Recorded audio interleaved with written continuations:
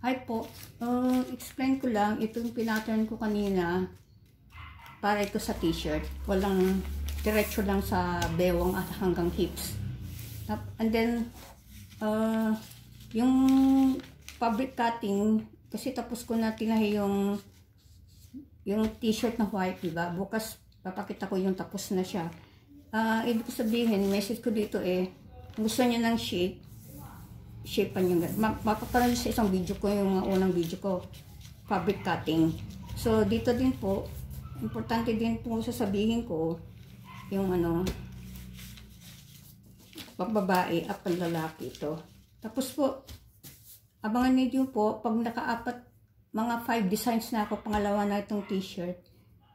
Pag kunwari nagbi-business na kayo, kailangan nyo ng bookkeeping para sa BIR, magbabayad kayo, small and medium business po. Nag-aral po ako ng bookkeeping sa Canada po, may diploma ako at kumuha din ako ng pang-college na accounting doon, meron akong transcript. Magtuturo din po ako ng basic bookkeeping para sa small and medium business. So abangan niyo po yun. Don't miss out. Thank you.